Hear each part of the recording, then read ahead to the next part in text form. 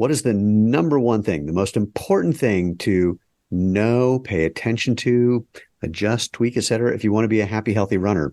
Well, we're going to dive into that today on this episode of the Movement, the podcast for people who want to know the truth about what it takes to have a happy, healthy, strong body, starting feet first, those things that are at the end of your legs, that are the foundation of the rest of your body. We're also here to break down the propaganda and the mythology and sometimes the outright lies you've been told about what it takes to run or walk or hike or play or do yoga or CrossFit or skydive or Dance Revolution or play golf, whatever it is, And especially if you want to do it enjoyably and effectively and efficiently. And did I say enjoyably? Trick question. I know I did. Because look, if you're not having fun, you're not going to keep doing it. So do something that you enjoy. I'm Stephen Sashen, co-founder, co-CEO of Zero Shoes. I got the t-shirt to prove it. And I'm the host of the Movement podcast, which we call it that. That was almost a sentence because and that involves you, more about that in a second. It's really easy. We are creating a movement about natural movement, letting your body do what it's made to do, not getting in the way. And so the way you can get involved is really easy. Go to our website, www.jointhemovement.com. There's nothing you have to do to join. There's not like a secret handshake. There's no money involved. It's just that's where you find all the previous episodes, the ways you can engage with us on social media, and where you can go to, leave a thumbs up or a like or a review or hit the bell icon on YouTube to get notified of new episodes. Subscribe to get notified about new episodes. In fact, that's really the gist of it. Just spread the word. If you want to be part of the tribe, subscribe. So here we go. All right, let us have some fun. Doug, do me a favor. Tell people who you are and what you do and why you're here. Well, that was a great intro. I love that here. I love the movement. I've done it like 200 times. It's just, I just turn on I hit the button and it comes out of my face. But thank you. Yeah. No, that's great. I'm in. I'm signing up for the movement myself here. So I am a giant running nerd is probably the best way to describe me. So I'm a physical therapist by trade, and I've got a shirt on to show that I'm the CEO of Run DNA, since we're touting our shirts here. So I basically, Run DNA provides the tools and the training for people that want to specialize in working with runners. We provide that infrastructure. So if somebody's looking for education or technology or resources and they say, hey, I love the running community, I want to serve them, I want to help them, and I'd love to make a business out of it, we are the source for that. And so, yeah. But I'm going to interrupt you because for people who aren't looking to have a business helping runners, let's get into the part that's my favorite part, which is the how you're doing that or how these people are doing that. Yes. The thing that you have developed, which is what we're going to be talking about predominantly.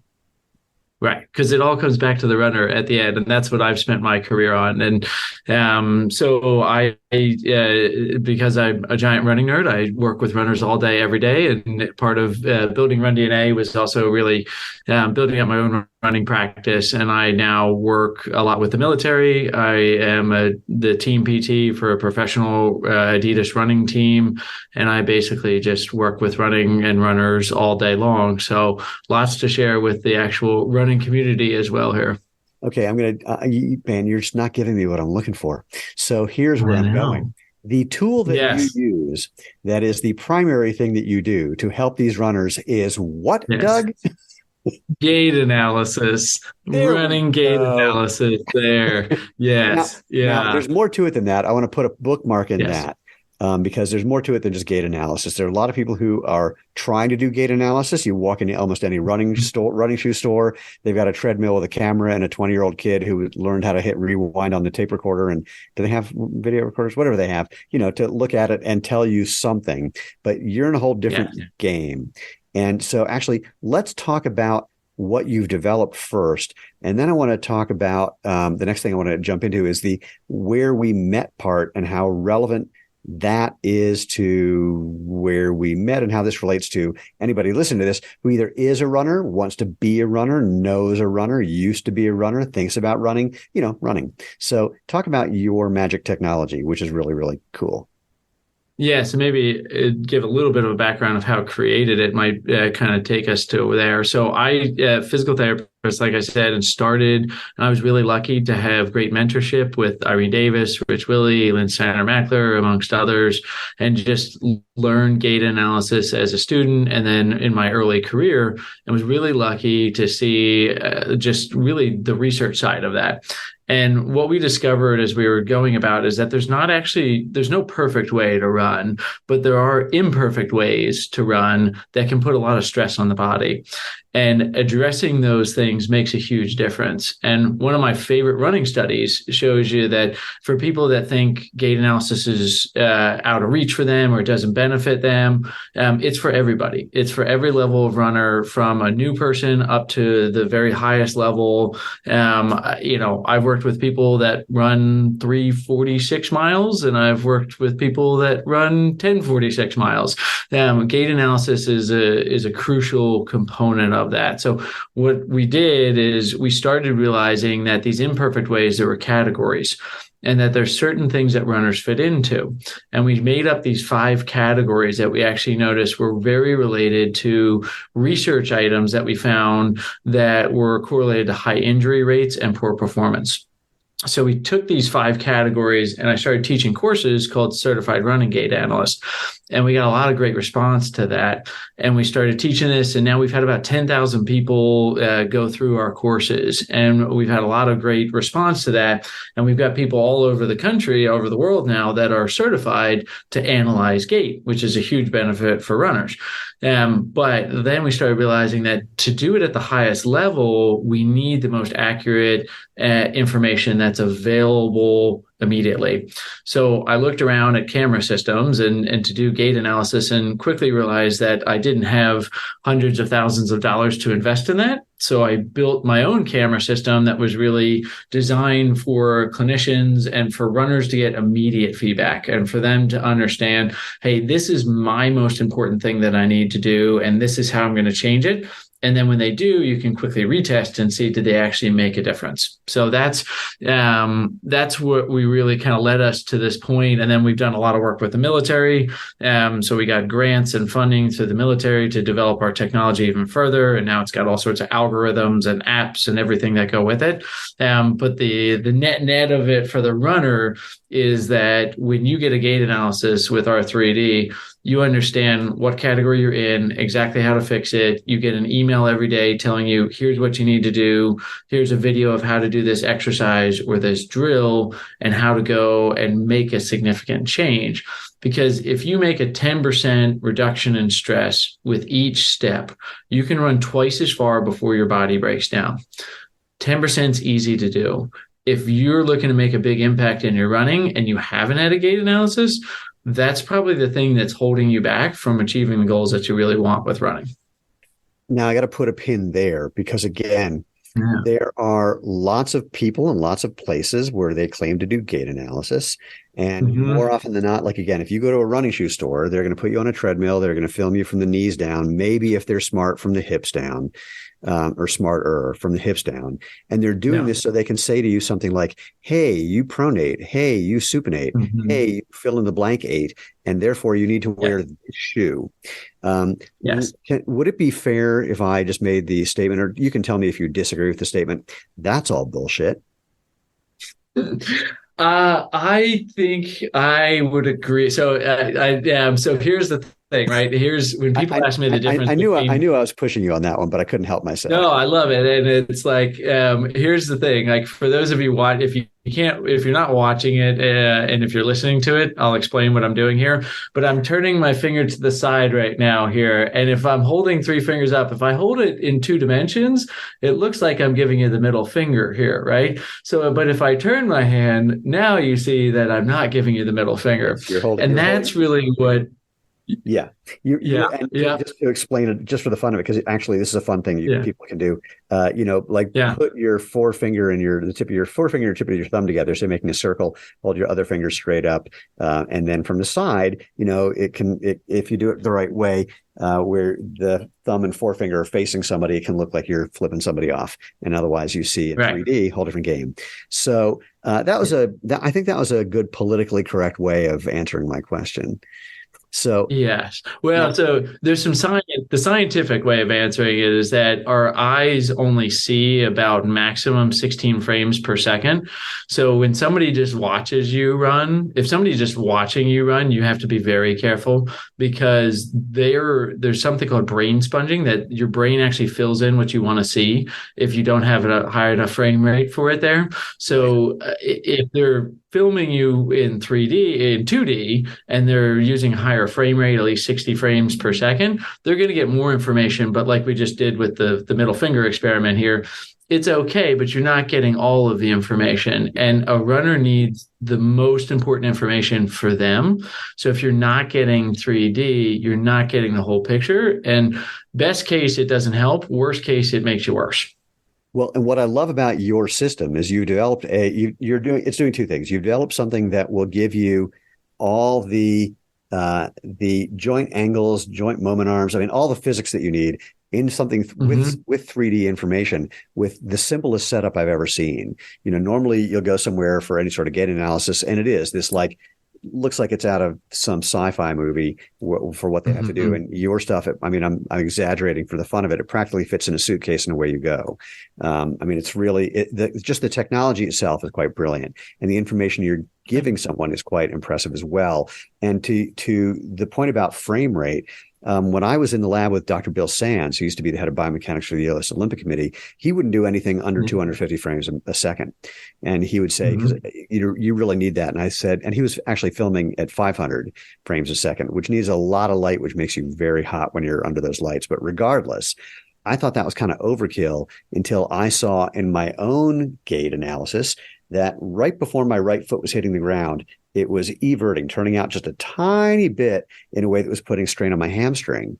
And literally at anything under 250, anything under 260 frames a second, you wouldn't have seen it. So it was like the last two frames in that 500 frames a second. So it was pretty wild to see. So there's that component. But backing up to, my rather bold assertion of male cows and their excrement.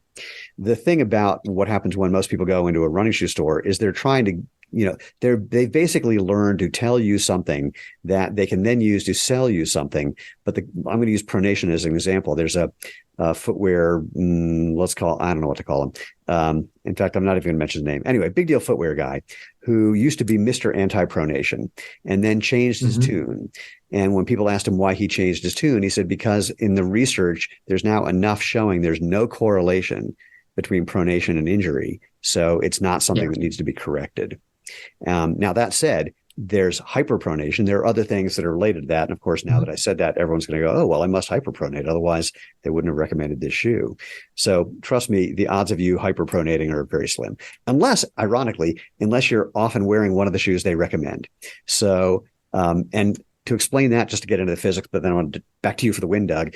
If you have a shoe that's recommended has a big flare, like if you look at the heel of the shoe, you look at it from behind, and if the sole flares out, then there's a high probability you will be an overpronator, a hyperpronator, because the thing that touches the ground first, that outside edge of the sole, is actually making your foot kind of slap the ground as it comes to being essentially horizontal. And that can cause hyperpronation because if you don't have the muscle strength to control that, and most people don't, especially if they end up wearing those shoes. So that's neither here nor there.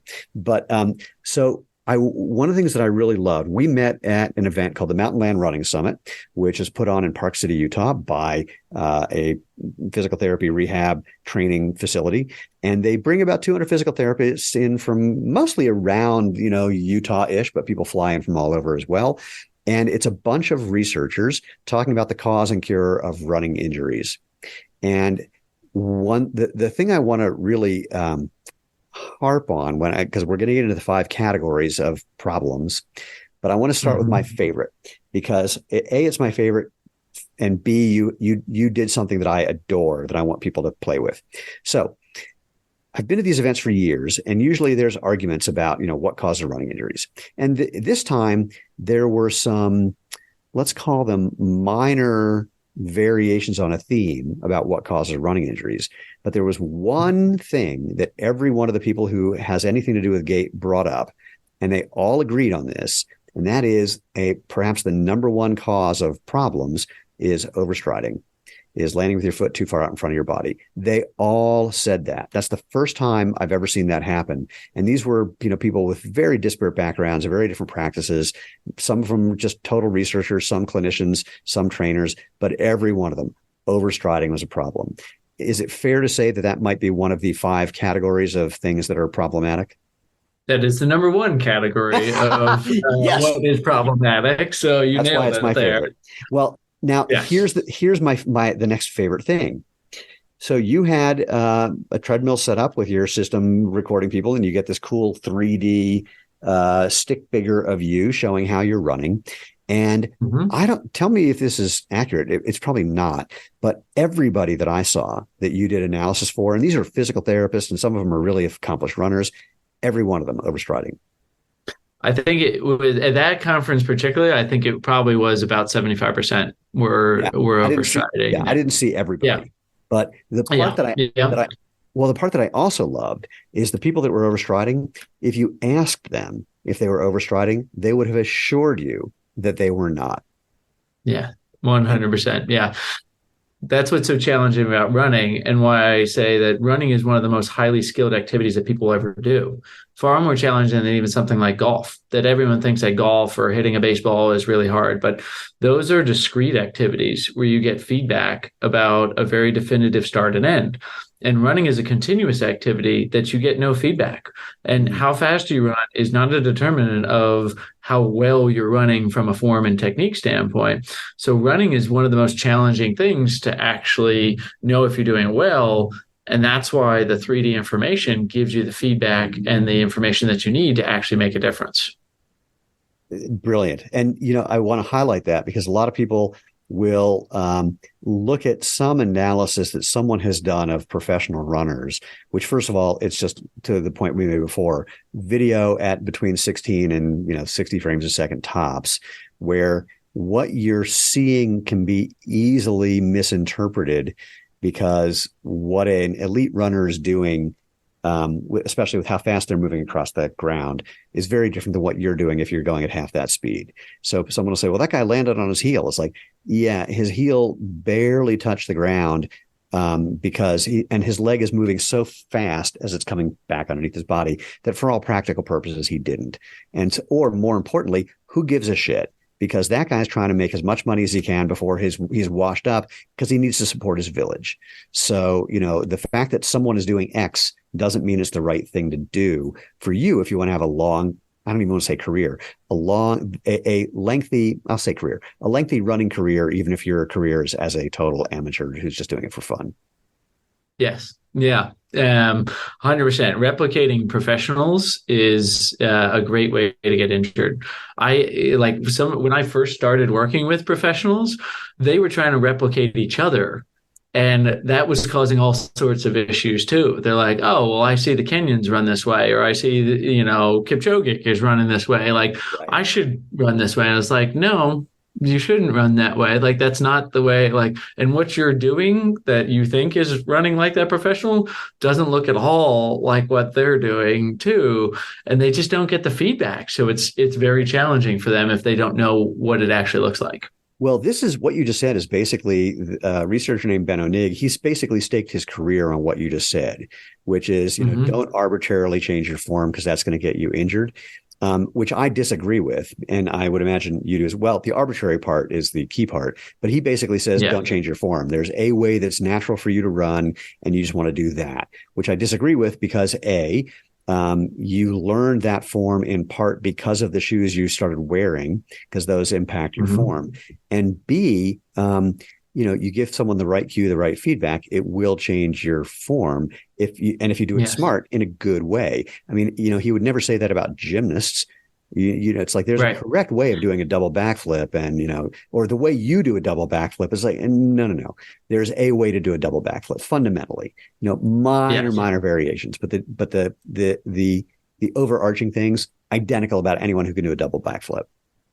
I give 2 analogies with that. I say when I was 5, I would shoot a basketball underhand, because that's how I knew how to do it. So nobody in the NBA shoots underhand because that's how they learn to do it. But runners think because they were born to run a certain way, this is how they should do it.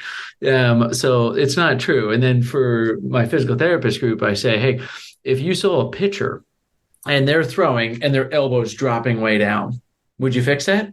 Oh yeah, of course, right? Yeah, no problem, right? And then you say, well, you see somebody overstriding when they run. Would you fix that? They're like, I don't know. And you're like, what do you mean you don't know? Like, it's the same thing. But here's the thing. Yeah. The reason they say, I don't know, I would contend, is because A, they see so many like professional runners seemingly overstriding, or maybe they are overstriding, and they don't know what was being presented by all these researchers that, that actually is a cause of many, many problems. And maybe because they don't even know what to do about it. So they don't want to fess up and go, I'd want to fix it. So in fact, why don't we, before we get into the other four categories, let's start with the number one. Let's talk about overstriding and talk about why it is that it causes the types of problems that it can cause. Yeah. So when we run, right, our foot hits the ground, but the ground hits our foot, and there's equal and opposite reactions, right? So when you overstride, what happens is that there's also often a very large horizontal and vertical ground reaction force, meaning that the ground hits your foot harder and there's higher forces experienced, and it causes a braking moment. So when somebody's overstriding, I ask them to stand up and I have them put their foot in a position of overstriding. And I say, does this look like you're speeding up or slowing down? And they're like, oh, it looks like I'm putting the brakes on. And it's like, yeah, that's exactly it. When you overstride, you're slowing your momentum down with each step. That causes a very large amount of force opposing the way that you're trying to run. So that puts a lot of stress and it goes up the body. And additionally, what we found is that the position that you're in overstriding is not conducive for absorbing the forces. So I say, like, people have heard of like the kinetic chain before, right? I kind of use a train analogy. Our body, our lower body and our upper body too, but acts like a train stop, right? Each joint, forces get off at each train stop. If you're not getting off at one train stop, the next train stop is overcrowded and everyone has to get off. So if you're not absorbing force adequately, your ankle or your knee, guess where it's all going to? Your hip, your back, all the areas on the next stop. So with overstriding, we see that you're often in a position where the knee is straight, you're in a heel strike position, the foot is very far out in front of the hip. So you're not only increasing the forces, but you're increasing the torque on the body, right? And the way to explain that torque is, if I were to give you 5 pounds of weight and have you hold it next to your chest, you could hold it for a long time. If I asked you to hold that 5 pounds with your elbow straight out in front of you, you could hold it for not nearly as long. So that's torque. The further something is from you, the more stress it puts at the center of the rotation. So my holding the weight example would put stress on my shoulder. The overstriding example puts stress at the hip. So it increases the forces and it puts your body in a way that it's not really designed to absorb those higher forces. What do you say to people who say, yeah, but all the shoe companies, and when I go to the running shoe store, they tell me I'm supposed to, go heel toe, heel toe. What do you say to them? It's not as much about what part of the foot hits the ground as opposed to where the foot lands in relationship to your center of mass. And now, saying that, the closer you land to your body, the harder it is to land anywhere but the mid or forefoot. So when you're doing it, and for people at home that want to learn that lesson very quickly, jog in place for a second, if you're healthy to do so. Jog in place for a second. And now where are you landing on, right? You're landing right underneath of your center of mass. So you're probably landing on on the front of your foot. Now, try it on your heels and see how that feels. And all of a sudden, it will not feel so good. You'll start shaking your teeth. There's so much force is happening there. So I'm running in place. That's different, right? He says sarcastically. Yes. Yeah. So, but it's true. Like what we see is that the further the foot is in front of the body, the more stress that there is. So when we look at overstriding, there's a qualitative way to look at to see if you're on overstriding. Whereas if you do get a video or a picture of yourself running from the side, there's something called the malleolar line. So if you draw a line straight up from your outside ankle bone, and if that line, you draw it straight vertically, if that line goes in front of your knee, you likely have some overstriding characteristics in your form there. So when we've done that's the running version of you might be a redneck. So yes, you might be an overstrider if you might be a redneck. Jeff Foxworthy there. Yeah, yep. So overstriding is the most common thing that we see. And when we teach our courses, we teach the therapist the hierarchy of these, because what we see is we've talked about these 5 categories and we haven't introduced the other ones, but it's rare that somebody just has one of the categories. Yeah. If you think about it, when you overstride, your body has to find a way to absorb those forces. And so our next category is the collapser. And that's one of the most common things that we see, that somebody that overstrides may also have some collapsing mechanics, but the collapsing mechanics go away when you fix the overstriding because they don't have to overcome the high forces. So the whole thing we do is let's prioritize and personalize what you need so that you don't try to fix your collapsing hip mechanics there and wondering why you can't make a difference because you're still overstriding. So our technology lets you prioritize. Can you describe what collapsing is? Yes. Will you please? For the, yeah, sure, exactly. So for the biomechanist and the nerds out there, right, you're losing the frontal and transverse plane battle. And what that means is that when we run, a lot of people think that we're just going straight forward, and they kind of say like, oh, it's a single plane sport. You're just running in a straight line. That's not very athletic, but you're fighting the forces of gravity that are pulling you in the other planes of motion.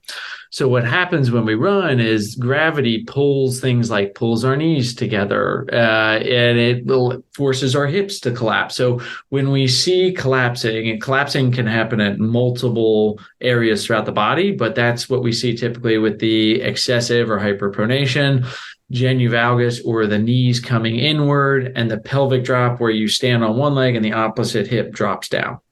So that's where we typically see collapsing mechanics.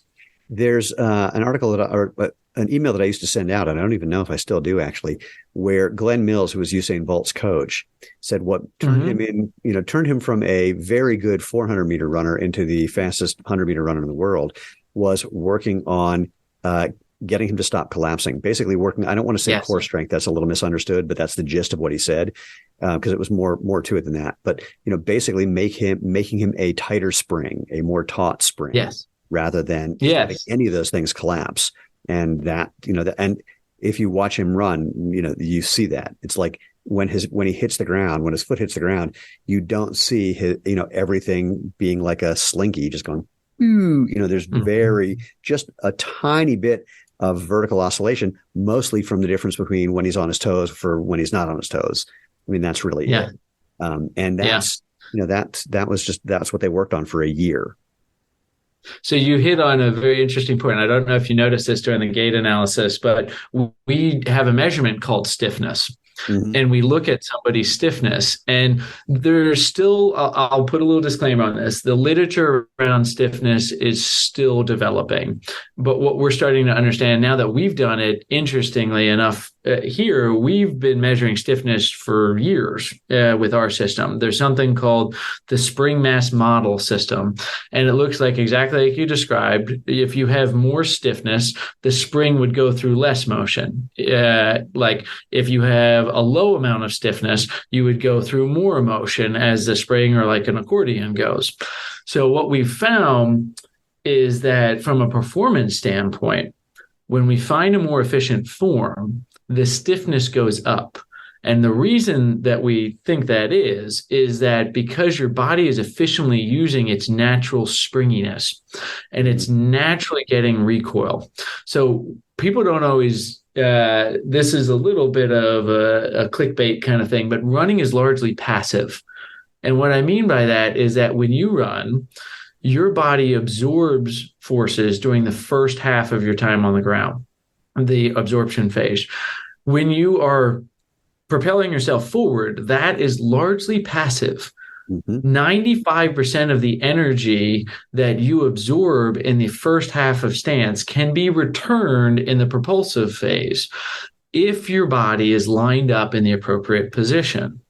So, running is not a large push off activity. It is a large set your body up for success and put your body in the right posture so that you can passively get the return of what your body did working to absorb those forces.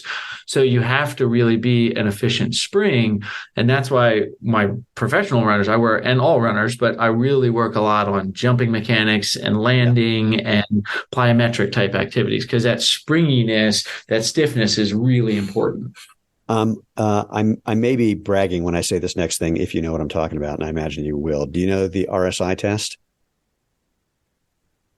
RSI, no, I can't say. Yeah, hold on, enlighten me here. I want to The hear about RSI this. test, you put your hands on your hips, and you have to videotape this at like 240 frames a second. Put your hands on your Yeah, hips, kind of squat down, and then just jump, and then keep your knees as straight as you can, and basically just bounce using yeah, your feet and ankles like 10 times. huh, And you just yeah, average the amount of time you're in the air. And mm, the number, there's basically some math that goes along with this. The gist of it is the yeah, higher you're able to jump, the more air time you have, the springier you are, starting with your feet and ankles, tiny bit in your knees, very little in your hips, if yes, anything. And anything over, yeah, not to get into all the details, if you have an RSI score of like over 2.5, you're crushing it. If you're an RSI score over nice, 3, you're like one of the most elite athletes in the world. And yeah, I'm dealing with a lot of basketball players, and I'm 5'4" on a good day. Actually, I'm 5'5" on a good day, 5'4" on most days, because I got spine issues, blah blah blah. But anyway, when I hang out with these guys, I need to do something to get a little respect. So I'll either do a standing backflip, or I tell them my RSI is 2.71, and they go, "What the?" So it gives me some street cred, but it's a very, very cool test about stiffness, because the only thing you're using is feet, ankles, tiny bit of knees. In fact, your knees barely have time to do anything propulsive. It's yeah. fun. And that would make sense because I will say, especially here talking about zero shoes, even like somebody that doesn't have good foot mobility and Yeah. good foot control will never have good springiness. Like their stiffness score will always be limited. We have a foot assessment we do, and they're normally junk on that if Yeah. they can't do our loading levels there.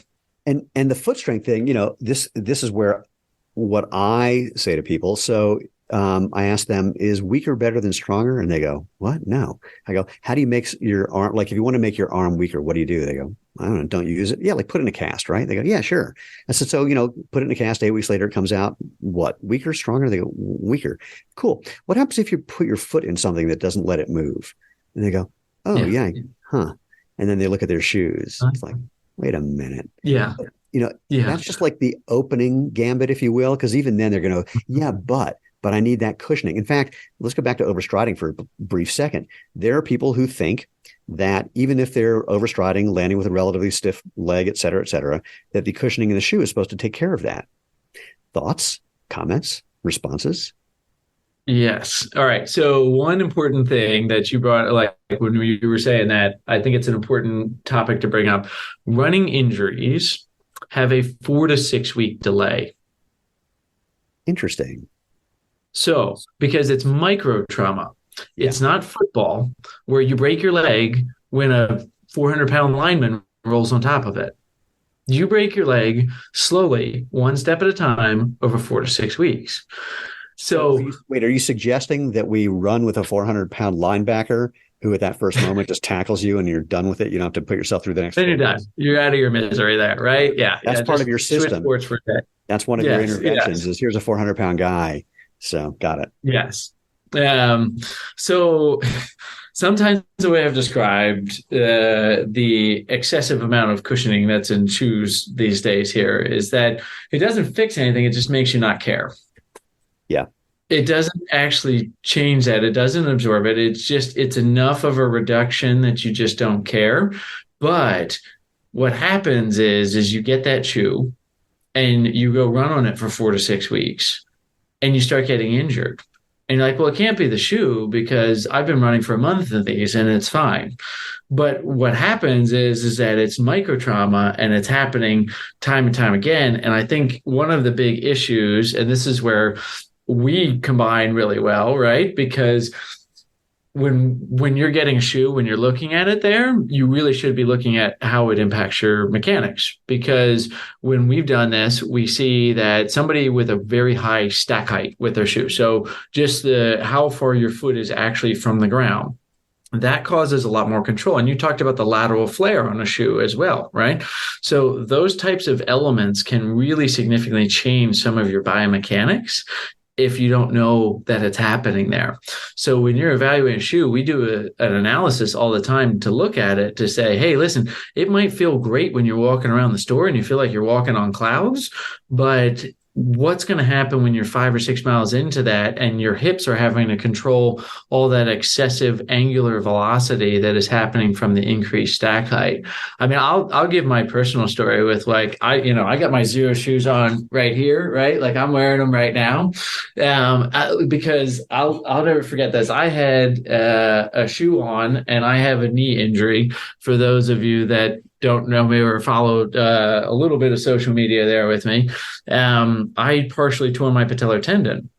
And at the point that we were in Park City together, I was rehabbing it and doing well.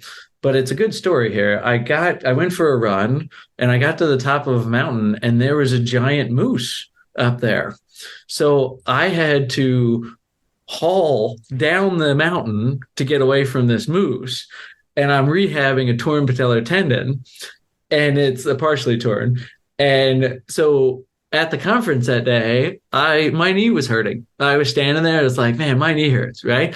And so Stephen comes up and says, have you ever tried them? And I was like, let me try them on. Like, I'd love to try these on. And instantly I had knee pain relief there. And it was like, it was almost automatic there where I was like, oh, wow, this feels so much better because I'm absorbing more forces through my foot. I'm engaging it more. So, yeah, I think I went off on a bit of a tangent there, but first of all, I shared that. Of course, story. I love it because you said nice things about me.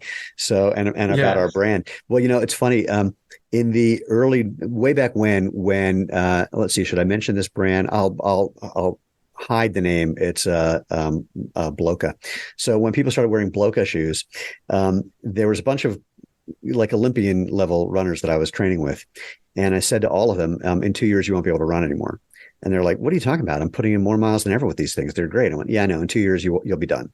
And without exception, 2 years later, they're all cyclists. And the irony there is they don't have to be cyclists. They can go back to running. They just have to get out of those shoes and stop putting those forces into their knee. It's like, I don't know if you know Isabel Sacco. She's a researcher, doctor down in Brazil. She took elderly women who had knee osteoarthritis and put them in a minimalist shoe. There's like a really inexpensive thing you can get in Brazil, and tracked them over, I think, about 6 months. And for many of them, their knee osteoarthritis went away. For the remainder, just their report of pain was significantly reduced. Their use of pain medications significantly reduced. But for some of them, gone. And I said to her, I know the answer, but I want to hear it from you. What changed? She goes, they started stopping overstriding, and they started using the muscles around their knee to actually act as protectors, in addition to moving them forward properly. It's like, yep. So, it's an amazing thing, but we have this idea. It's like, cushioning feels good. You go to sleep on a Tempur-Pedic mattress, feels great. And so, it feels good. So that's where I was going to go with this. So what you said for you just don't notice it, or however you said it, my apologies for not remembering verbatim, but the way I say it is I get a little more into the physics. I go, there's a difference between pressure and force. So the pressure gets spread out on your foot so you don't feel it, but the force is still going into your body. And the difference between pressure and force is, if you find, there's a video, many of us have seen it, to one of the first films ever made. It's a slow motion film of this big fat guy getting hit with a cannonball in the stomach. He was like a carnage. And so you see this, the cannonball hits him, and you watch the fat and all of it, like his whole body respond to getting hit with a cannonball. But then it also throws him back into like this trampoline that catches him 5 feet behind him. And so the pressure is what makes him not get injured. The force is what shoves this 300 and something pound guy, way back into the air practically. And that's what's happening in your body. You don't feel it, but it's still going there. And if we go back to our stiffness talk, what Yeah. happens is that our body can adapt almost instantly to different surfaces and it adjusts the stiffness. So Right. when you run in a very soft surface, then you're going to go through increased excursion unless your body automatically adapts it. So what do you have? You have increased stiffness at all of your joints in the not beneficial way, right? Where all of a sudden you get very stiff at the hip, at the knee, at the ankle, because you have such a soft cushioned surface that you land on. So the stiffness up at the knee goes way up and you go through very little excursion. And now you're using a limited range of motion in order to absorb the forces. Yep. Okay. Well, by now, if people aren't thinking, cool, what are the other three categories? We've got overstriding, we got collapsing. So let's Yeah. hit the next one. Yes. And just a little caveat to it, like there's four types of overstriders and three types of collapsers too. And there's like subcategories of these for those that are really nerdy like me about it. But we with our military studies, we're actually able to say, hey, if you overstride and like we figured out you do this, you'll get better. And Yeah. we showed a 90-second improvement on their mile and a half time and zero injury rates. So but so the next category, and these ones are about even prolifically that we see them. But I would say probably the next most common one is bouncer. So this is one, if you could tell with you, but you couldn't tell with me. And for those of you that can't see this, I'm bald. So a bouncer is somebody Sorry, with for like a those of you who can't see ponytail or this, I'm the opposite of yeah. bald. You're the opposite of bald, and I am shiny head bald here. So we call it like the ponytail sign, right? So somebody's got a high amount of vertical oscillation, and their ponytails whipping up and down because they're going through a lot of excessive motion up and down. So this is again a physics problem. What goes up must come down. And so there's higher forces as you go. So as you go up, then you have to come back down. So it often puts higher forces and again, some braking type forces there. We're going to, by the way, after we do the categories, we're going to talk about some of the interventions you gave. And I made a note about that one because there's one in particular that I get a kick out of. It also was a very common theme at the Science for Running Medicine event. So, or the whatever the hell it was, Mountain Running Summit. Science for Running Medicine is a different one that Irene does with Brian Heiderscheit and I forget Powers, his first name, out at USC. Chris Powers. Thank you, Chris. I don't know why I'm horrible with names to begin with, and now that I'm 61, it's even worse. And certain names, yeah, it makes me crazy. All right, so bouncer. So basically, well, all right, we'll come back to intervention for that. What's our next one? Probably one of the most common ones, and this one's hard to fix because your brain doesn't like the fix right away. It's called a glute amnesiac. So this is Wait, hold on. Give me that again. yes. Yeah, glute amnesiac. So if you've ever seen have you ever Weekend at Bernie's, right? Remember the dead guy in that? He kind of like leans back and he's like walking like this. Yeah, that's somebody that is shifting loads off of the posterior chain and shifting them to the anterior chain. And they lean back when they run. And I've got a great story about this one because this is one like we always talk about for our people that take our courses. Like, if you want to be a hero to runner, you should take our courses, right? And this is why. So I had this guy. He was a big time. He was in a Fortune 10 company. He was in the C-suite. He was like a big guy, right? He's like, Doug, I'm going to fly in. I want 2 days of your time. I'm running a marathon. I need you to fix me. I'm like, okay, sure. Pays for 2 full days of my time. We come in, we chat. He's like, I just want, like, I need to get to the point where I can run at least 6 miles without pain. I like anytime I get to like 5 minutes into the run, it hurts. Right. I'm like, okay, well, let's figure it out.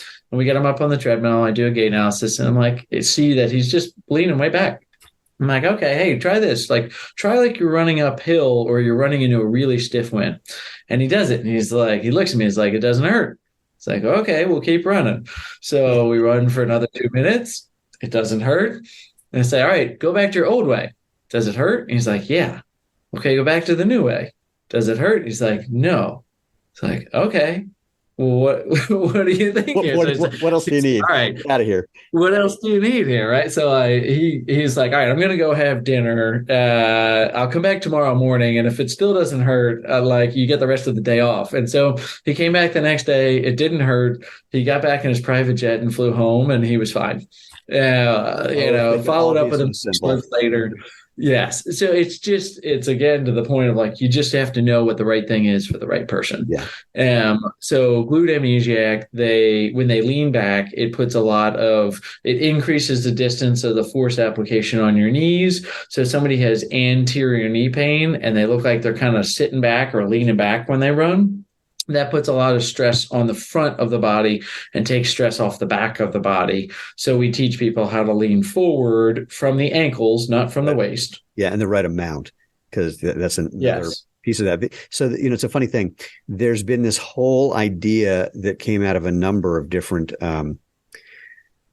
sources about when you're running, run tall, like go, up, like straight up. It's like, no, no, no, no, no, don't do that. First of all, because most people don't know what straight up is. Secondly, Yes. the odds of you leaning back slightly when you're doing that is very, very high, and more, it's just not the right cue anyway. So No. the glute amnesia thing, or glute amnesiac, if we're going to label somebody, and now there's going to be this whole anti-glute amnesiac thing. And it's like, don't glute amnesia shame me. Yes. Yeah. This is something that I see a lot. So I want to break this down a little bit for the fun of it. So the thing that moves you forward is mostly your butt and your hamstrings. They are prime movers. Having them move back is what moves you forward. And I see this often where, people don't know how to use their butt. And I know Irene Davis does a thing where she'll literally just, stick her finger on someone's glute max and say, just squeeze that. So you kind of push my finger out. And some people can't do it. And I've noticed this as well. And then I do something just to do something really weird. I go, I know this sounds like I'm being creepy. I promise you I'm not doing this for my own fun. Stick your hand on my butt and feel it while I walk. And I just take one step and they go, oh, Jesus. It's like, yeah, that muscle is actually working. Now I exaggerated a little bit for emphasis. All right. That's the thing. I go, now try and do that. And amazingly, many people can, get better just because they felt the difference. So that's a very entertaining thing. And that right amount of lean, when you said that, all it made me think of is I was on the track during COVID, actually, and there was a bunch of little kids running around.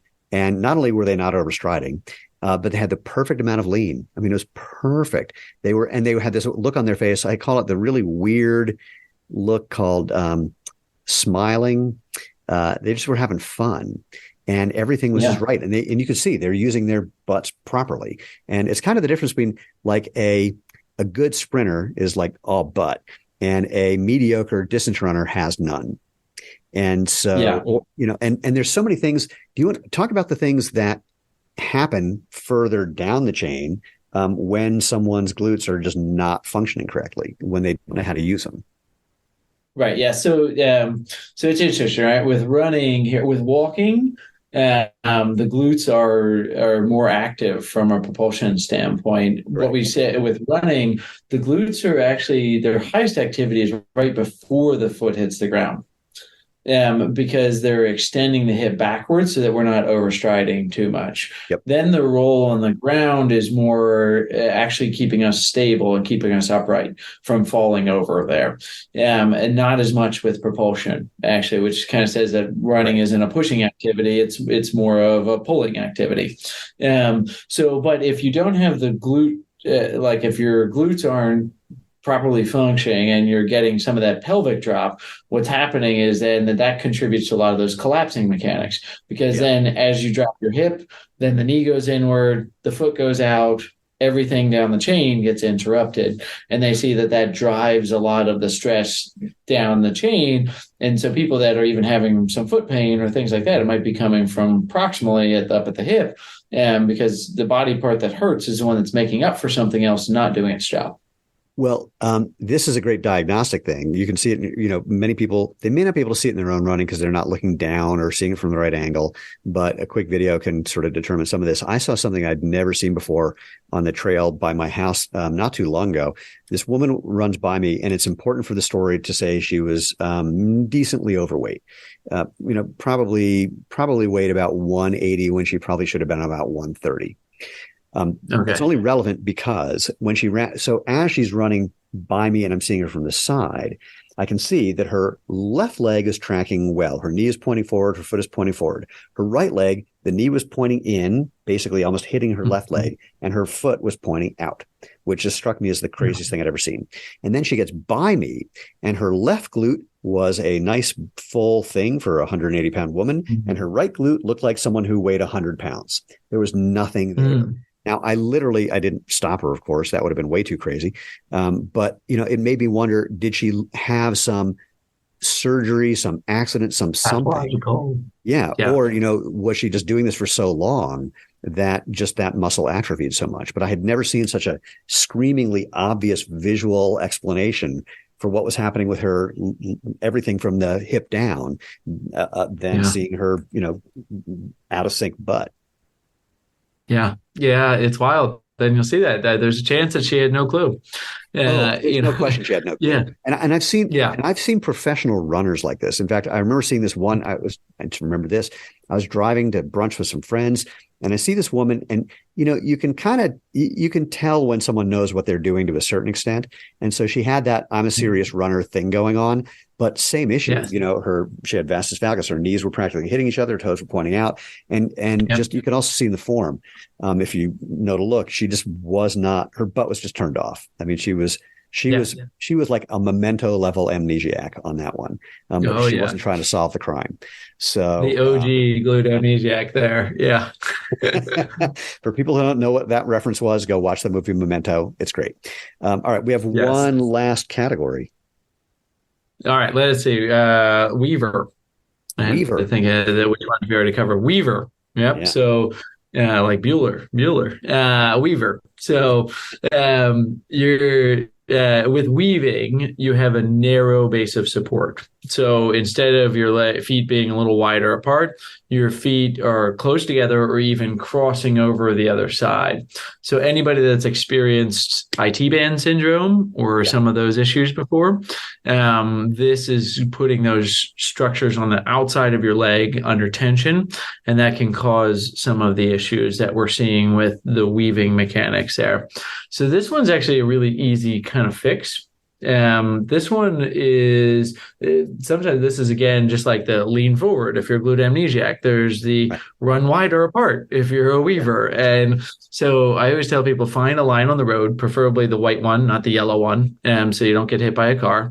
But find a line on the road and put one foot on the line and put the other foot, don't let it touch the line as well. So that gives you a really good external focus of attention that allows you to say, whether you're on a track or a road or things like that, pick a line. One foot can touch the line, the other foot can't. And that will increase your base of support and take some of the stress off the lateral structures. I would say if you're on a road, that's 1 foot on, 1 foot off works. If you're on the track, I'd go for 1 foot on either side because the line is narrower, but that's just the line's narrower. Yeah. So before we get into, I want to do this before or after. Let's do this before. I want to talk about interventions, but I want to ask you from your experience, and I know there's going to be a lot of individual variation. We're talking about engendering new movement patterns. This is my undergraduate research. I did research on cognitive aspects of motor skill acquisition. And and one of the challenges we have is our brains don't like to learn new things. It's energy inefficient to learn new things, especially movement patterns. Also because certain movement patterns identify us as part of a group, typically our family. You see families who all move the same way. That's not because of their physiology more often than not. There's also one other component where typically the way you learn a new movement pattern, you start really slow so you can make sure you're doing it, and you build up over time the speed as you get better at it until it becomes a non-conscious thing. And actually the fourth thing is we experience it as frustrating, which is actually just the experience of trying to lay down a new neural pathway that we misinterpret as a problem. It's like, no, that's the signal that's telling your brain, try and do something new. Put all that together. what's been your experience with how long it typically takes someone, and it'll be different for each of these different categories, perhaps, how long it typically takes someone to fix any of these issues? No, about 5 minutes And to in maintain, reality. well, to And to experience maintain it. it. So yeah, so here's the thing, right? I'm being kind of very simplified here, but Slightly glib. you Yeah. did a nice job of laying it out. And what we found is that we use cues, right? So I tell you to run wider apart, or I tell you to lean forward. Replicating the cue is not the goal. The goal is for your body to experience and feel a different way of doing the activity. When you have the access to the information with the 3D, you know which cue is going to make the biggest bang for your buck. Right. So I'm not joking. I say it takes me 5 minutes to teach somebody how to run and improve their form with that. And if they have the strength and the flexibility to do so, I can get them to change in 5 minutes and it sticks. Now they need to practice, and we Right. have them go through a 3-week motor learning gait retraining program. But when I bring them back at 1 week, 3 weeks, 3 months, 6 months, 9 months, 12 months, they do it because they feel it. One of my favorite things to do during a gait analysis is I get them to change their form. I teach them the drills. I teach them the cues. They run. They feel different. I say, well, how does that feel? And they're like, different. I said, okay, go back to running your old way. And what does that feel like? And they're like, no, I won't. I won't run that way ever again. I don't want to run that way. That way hurts. This way feels good. And maybe it's harder to do because when you change a movement pattern, you're not efficient at it at first. Right. And what the literature shows is that it does take about 2 to 3 weeks for your body to start relaxing and not using every single muscle on board to get the movement pattern. But when you do, it's far more efficient and it feels way better. And so somebody that can experience a difference instantly will be able to notice and that they can adopt that very quickly. And we take them through, I've had, like I said, American record holders, national record, like I take them all through a walk run training program. I don't care if you can run a 3:46 mile. You're going to walk run because your body needs to adapt to the stresses that are changing from your old form versus your new form. Yep. So in about 3 weeks, like they should be able to feel it instantly. They should be able to know, hey, this is different. But it's solidified at about 3 weeks.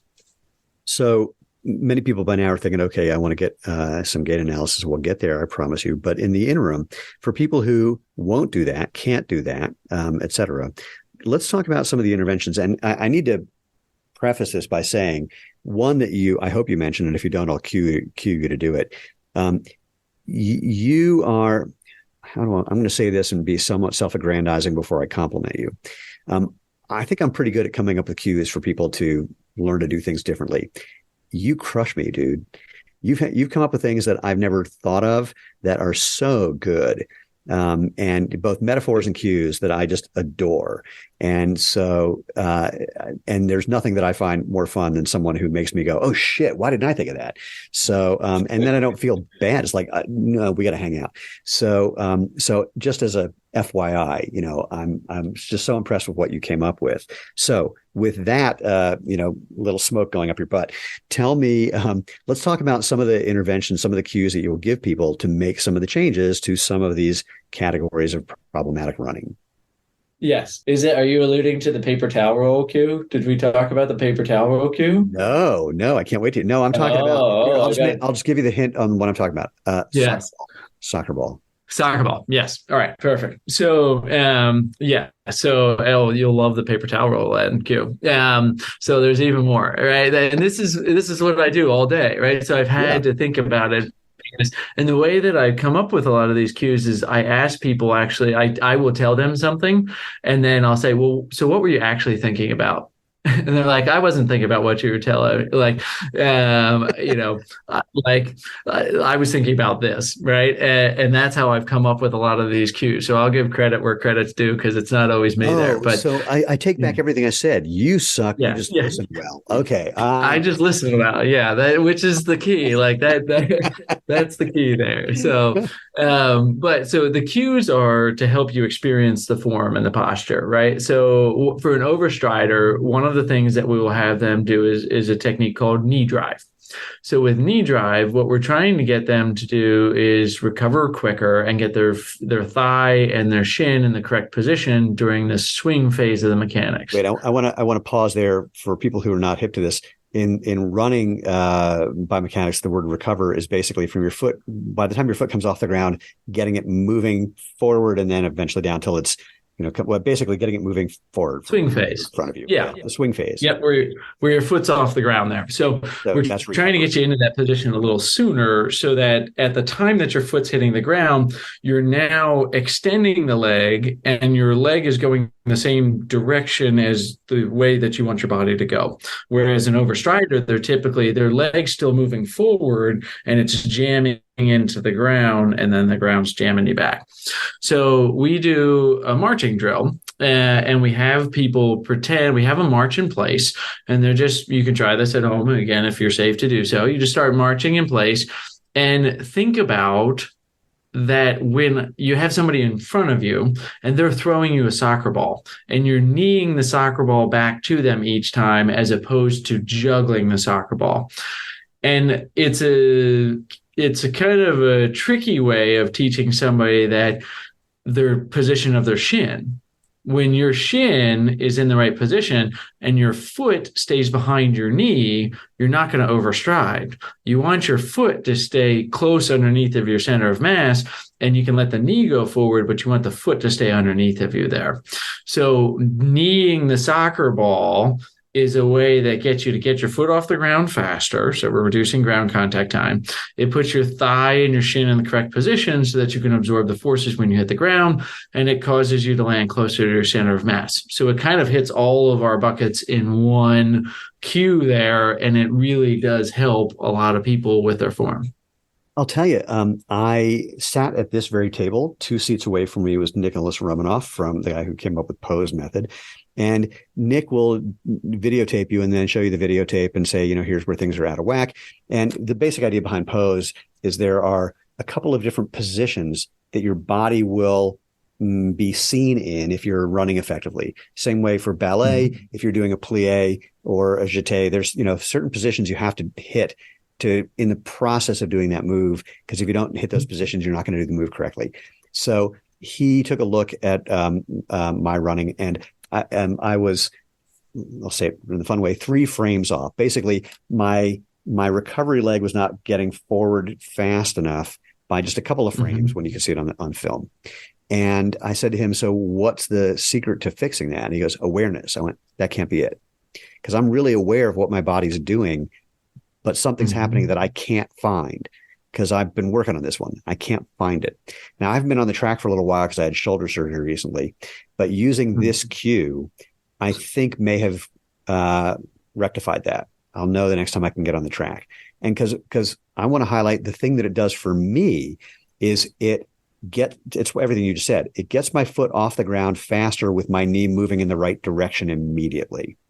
And, yes, again, minor change for what my form is, but significant. I know that sounds contradictory, but it's small in terms of distance and et cetera, but it makes a big difference in terms of force application when you're sprinting. Right. It's exponential change exponential benefit doesn't take exponential change. If you can change a little bit, you will see a very large exponential growth with that, because it's going to just a little bit goes a long way. It's that study that I said earlier, 10% reduction lets you run twice as far. Yeah. And again, I can feel when I do this, I'm typically doing it just practicing because I can't go full speed. Amazingly, a shoulder injury prevents you from running at full speed. Didn't think that would happen. So be it. Yeah. If I decide to, jog a little bit with the dog, I can play with it there. And backing up to just giving you the time, the idea of giving people the time to learn a new movement pattern, it's something that I'm deliberately thinking about. I can definitely feel the difference, but it's also easy to go back, especially this one. It's easy to go back to something habitual for a while until it just becomes, and it takes a while for your brain to lay down new neural pathways until that's the way you do it. Actually, I just thought of this. A friend / world champion runner / sometimes coach of mine used to say about doing running drills, you want to do them, you're going to do them wrong until you can do them right. And then you want to do them right until you can't do them wrong. Yeah. Which I like that. And it brings up a point that I try to relate to runners to try to get their mindset to shift. Running is one of the few sports that doesn't practice. Right.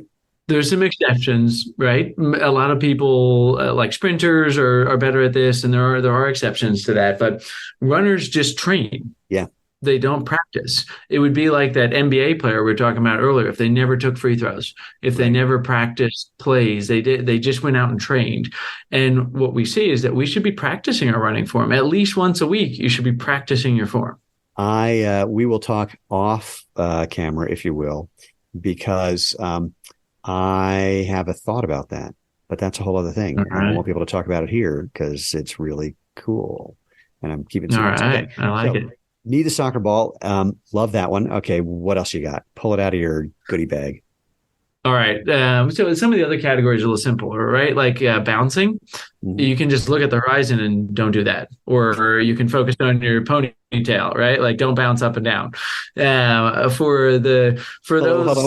on. Wait. Have you seen the video of Bob Newhart as a therapist with his intervention? Don't do that. Cut that out. You have to look it up. Cut that out. All right. I'll look that up. Yeah, here's the intervention for that. Stop that. Stop it. Stop that. Don't do that.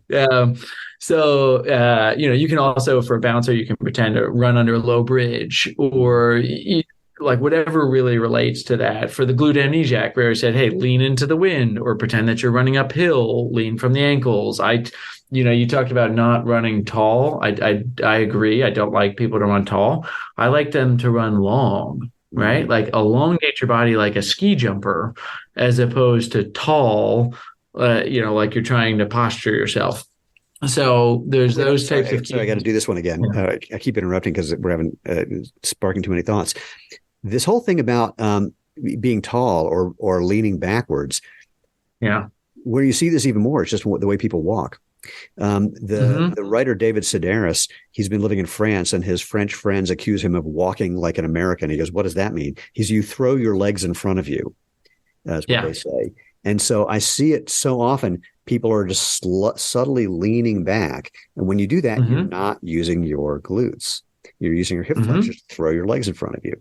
So this whole thing of like that little bit of lean, play with that even when you're walking too. Not like, it's not as much ski jumpy, but just a little bit, which will get your hips over your ankles, your shoulders over your hips, your head over your shoulders.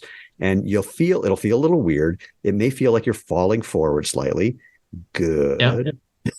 Yeah. And that's the thing. When people that I alluded to earlier, that this is one of the hardest for the brain to accept when you change, because I have people all the time that this is when I utilize 2D just to verify to them. I'll tell them to lean forward, and they were leaning back like this, and I'll tell them to lean forward, and they think they're like this, right? They feel like they're about to like fall forward, but really they're like barely beyond neutral. They're like, that's what I look like. I feel like I'm going to fall over. It's like, you're not going to fall over, but the brain's perception of that is hard from a balance and of a stipular standpoint, that they have to kind of reorganize that a bit before they feel comfortable. So there's all sorts of, we do resisted running, we do sled pushes, we do all sorts of things for that too. Got it. Just to kind of drill that thing in of that little bit of lean and actually using your butt. So, got any more? I love these. All right. The paper towel roll. I'm going to tell you about this one here. Yeah. All right. So we did a study of about 1,000 runners, and we looked at what caused the overstriding, and we were noticing that the position of the shin was one of the biggest things there. And it makes sense, right? So I cut a paper towel roll and I put it so that it's on a strap. You saw the setup. We have straps around your calf that we put the markers on. Right. So I take, and half the paper towel roll is below your knee and half the paper towel roll is above your knee. So then I tell them when they land that the paper towel roll can't touch the part above your knee. So that gets them to be in a position and gets them to experience that without telling them bend your knee. I don't want to tell them bend your knee. I want them to land in a vertically oriented chin position, and I want them to experience that naturally as opposed to just bending their knees the whole time that they run.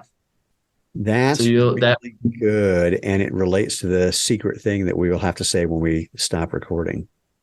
There you go. Yeah, I've got some secret ideas about that too here. Yeah, so we'll have to. We're gonna have some fun. Anyway, but I do want to highlight what all of these are really pointing to, which is learning to. I don't want to say pay attention again. That's a little awkward, but it's paying attention to the feedback that you can get and doing these various things as cues that will naturally engender something different that gives you a different piece of feedback, or something that's giving you real-time feedback, like the paper towel roll, where you can feel if you've done it wrong, for example. I don't like saying wrong. If you've done it one way versus another way is a better way of saying it. Wrong. What the hell? But all of these are fundamentally designed to make you aware of something that you weren't previously aware of, and then just engender that, just lock that in over time. And this is the thing, my wife loves to say about our shoes. She goes, they're not a medical device. They're just a coach. They just give you feedback to let you know what you're doing wrong, because if you're doing it wrong hurts, frankly. And if it doesn't hurt too much, if it's just mildly annoying, your brain is going to go, all right, if you're going to keep doing that, I'm going to have to find a way to do it that doesn't suck. So, and usually it takes very little time for that to happen. So just feedback is everything. We don't learn without it. It is. Yeah. I think that's where our products and our companies really align too. It is the feedback mechanism of being aware of what your body is doing.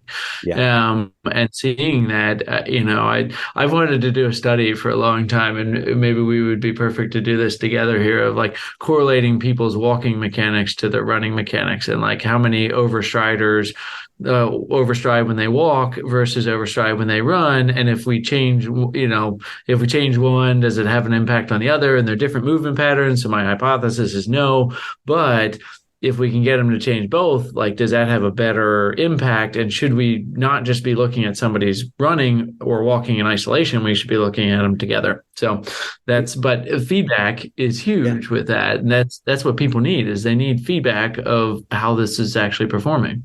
It would be interesting if those two things did correlate. It would be just as interesting if they had a Jim Neighbors correlation, which, God, that just dates myself.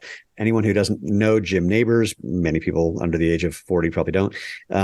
He talked with this really heavy Southern drawl, and he sang like a high-pitched Southern drawl. When he sang, it was this rich, deep, operatic, amazing thing. It didn't sound like it was coming from the same person. So there may be a lack of correlation between walking form and running form. But even if there were, I can't imagine one wouldn't impact the other. There's actually one other thing that'd be interesting to mix into that. I've been playing around with breathing in a different way. One of the people I had on the podcast it's just a product called the 360 Core Belt. Basically, it's just a belt, like an elastic belt you put around your waist, but has little things in it that poke you just on the outside of your abs and just on your spinal erectors. And the idea is when you put this on, when you breathe, you want to get all of those to expand. So the 360 is how you're breathing into your lower abdomen to expand everything, which is actually what weightlifters do to be stronger, is they just force that movement pattern. And when you walk or run like that, but especially if you walk like that, I found if you pay attention to your breathing like that, you can't walk wrong as easily. I was about to stop at wrong at all, but there's something that does. Some of it is, many people, if they just breathe in their chest, that's going to be one thing. Many people think that abdominal breathing is just pooching out your stomach. But if you do that whole 360 thing where you're getting pressure in the entire abdominal cavity, it tends to shift your center of mass in a way, or you shift your center of mass to accommodate that. That might be an interesting. I think that's big in the martial arts community as well. And I've been experimenting with some of this as I've been coming back from my own injury. I was like, well, I'm running slow anyway, so I might as well practice some like closed mouth running there. So I have, and it's really amazing personal journey. And I'm not like, I'm I'm an expert on running gait, and I'm learning a lot about breathing here now because it's very interesting. It's I have seen just in like a month or so of doing it, I've dropped a minute per mile on the speed that I could initially do it with. And then the other, like my heart rate at the speeds when I'm not doing it, is significantly lower. And there's a much more feel of stability. Now, I would love to match it up with some running biomechanics, but there's only so many hours in the day for some of these things here. So, but it's really interesting, the breathing. We could probably talk another hour on that. We could, but ironically, I just realized I'm having dinner with one of the top breathing experts in the world. It's an old friend of mine who's been teaching this for, Jesus, we've known each other for 40 years. He's been doing it for at least 10 years before I met him. So I'm going to have to bring that up with him. It'll be fun. All right. So I can't overestimate or overstress or I don't know, whatever it is. People really need to go get gait analysis. And I say this, I'm flashing back to a couple stories with Zero Shoes where there would be a time where somebody would say, hey, the rubber in your shoes has got some problems. And I go, what are you talking about? They show me that there's a whole lot of abrasion on the outside of their heel. I go, oh, you're overstriding and heel striking. They go, oh, I don't do that. I'm a certified fill in the blank, running teacher. I go, yeah, dude, it's physics, man. Abrasion comes from excessive horizontal force and friction. I mean, what do you want? Send me a video. And this guy sent me a video, and it took a while. There was something wrong with my video player, and I could only hear it at first, but I could hear boom, boom, boom, boom, boom, boom with every step. And then I finally got the video to work, and I invited him to take a look, and I showed it in slow motion. I'm drawing lines on the screen to show that he's overstriding and heel striking. It took him 20 minutes to agree that what I was showing was a real thing. But then he said, yeah, but I don't do that. I went, dude, it is a video of you made by you. I don't know how to respond to that. Or there was another one where someone put on our sandals, went for a run, like in a big loop, around his camera, and came back saying, wow, these things will really let you know if you're overstriding, which is his way of saying, wow, I just found out that I'm really overstriding. So, but conversely, when I was in Bill Sand's lab, I saw people who, when they ran barefoot, had perfect form. Mm-hmm. When they put on any shoe, including something that was supposedly minimalist, not ours, they were overstriding and heel striking. And here's the kicker, did not know they were doing it. I mean, literally had a hard time believing it when they looked at the video. So, but if you don't have, amazing proprioceptive skills, which almost none of us do, which means knowing where your body is in space, not how you feel the ground, pet peeve of mine, then getting video feedback is critical. And even just video feedback is never going to be enough because it's not showing you the level of information that you need, and in a number of ways. So highly encouraged. And again, most people doing gait analysis have a case of what I affectionately refer to as cranial rectal reorientation syndrome. So just don't go down to your local running store and have them do gait analysis. That's not what we're talking about. In fact, I wish maybe, what you're going to have to do is send me a little video clip or some images to show what it looks like when someone gets analysis done, and we'll include that in the show notes. That would be really, really cool. I mean, of course, once I tell people how to get in touch with you, they can see it there as well, which brings me to that. If somebody wants to have gait analysis done by you or people that you have trained, how should they find you and or those people? So this is a huge thing that we've really worked on because our mission at Run DNA is making gait analysis just a staple of the running community. Like it's just a thing you do. Everyone gets a gait analysis. So we have a find a provider map of all the people that have been certified and have filled out the map. And we have our sites. We're just about, I think actually might have hit our 100th person with the 3D technology right before we got on this call. So we've got about 100 sites out there. And probably by the time you hear this, over 100 sites that are doing the 3D analysis across the country. So find a certified running gait analyst, rundna.com. rundna.com, and check that out. And that's a great way to find somebody in your area that's really interested in Gait and is a student of it and has had our training and is not just going to tell you to stop running. So that's, but I think a lot of runners fear, and that's not what you're going to get from our providers there. So that's probably the best way. And then there's social media. We're Run DNA System on Instagram. I'm Doug Adams PT, but rundna.com. And I think a lot of runners actually really do enjoy some of our classes as well. We have a decent amount of runners that are a student of the sport. We have a endurance running coaching course that is actually, it's really picking up a lot of steam recently because it teaches you a lot of the X's and O's of running and training. So if you're self-trained and you're looking for another level of interest, we have a course, and actually there's a sale going on. I don't know when this is going to get published, but through November 11th, there's a sale. It ain't going to happen by then. No, but that's all right. But, follow up and sign up for our mailing list so you can hear about the next sale too. So awesome. Yeah. I had a thought. You just gave me a thought that popped into my head and it popped out of my head. Oh, it's simply this. Well, you don't have a treadmill fast enough to handle sprinting. So at some point we have to talk about that. Yeah. Their treadmills exist. I just haven't. Oh no, they exist. They just cost like $50,000. Yeah. So yes, yeah, yep, yes, yeah. Those are nice and expensive, but I've been on one in Bill Sand's lab. It was super fun. Yeah. First of all, he straps you into a Mission Impossible harness, so if something goes wrong, you don't face plant and get thrown out the back of the treadmill. So you're just hovering over it by a couple inches. Which the first thing I did was like just fell for the fun of it to have fun doing that and pretend that I was stealing diamonds. I did other weird things as a former gymnast. If I'm going to get off the treadmill, rather than slow down, I just took like a little jump and grabbed the bar in front of me and kind of flipped underneath the bar. And they're like, "What are you doing?" And it's the easiest way to get off. I went, "Yeah, I guess it is." So anyway, someday we'll handle sprinters as well, a rare group of humans who don't get enough attention, in my sprinter opinion. So all that said, Doug, not at all surprising. This has been an absolute pleasure.